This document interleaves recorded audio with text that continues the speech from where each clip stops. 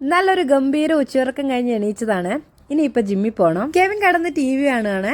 കിടക്കുന്ന എവിടെയാന്ന് നോക്കിയേ, ഇവിടെ വേറെ എവിടെയും കിടക്കാൻ സ്ഥലമില്ലാത്ത പോലെയാണ്. വേറെ എവിടെയും കിടക്കാൻ സ്ഥലം കിട്ടിയില്ലെന്ന് ചോദിച്ചപ്പോൾ ചിരിച്ചോണ്ട് എഴുന്നേക്കുന്ന കേട്ടോ കാണുന്നത്. ഇതാ ഇവിടെ മുഴുവനായിട്ട് ഒഴിഞ്ഞു കിടക്കുക, എന്നാലും അവിടെ കയറി കിടക്കത്തില്ല. ഇപ്പൊ കുറച്ച് ദിവസമായിട്ട് വൈകുന്നേരങ്ങളിൽ മഴ പെയ്യാറുണ്ട്.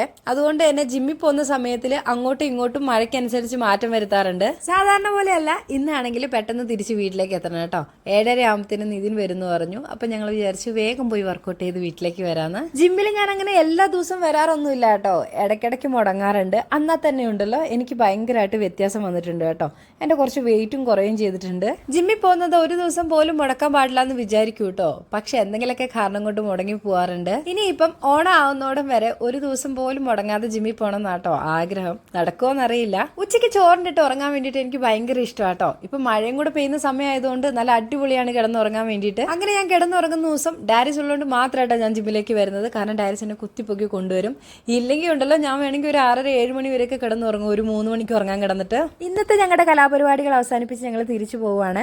നല്ലൊരു മഴ പെയ്ത് തോർന്നിട്ടുണ്ടായിരുന്നു. ഞങ്ങൾ പോകുന്ന വഴിക്കുണ്ടല്ലോ, പോകുന്ന വഴി നിറച്ച് ബൾബൊക്കെ ഇട്ട് വെച്ചിട്ടുണ്ടായിരുന്നേ.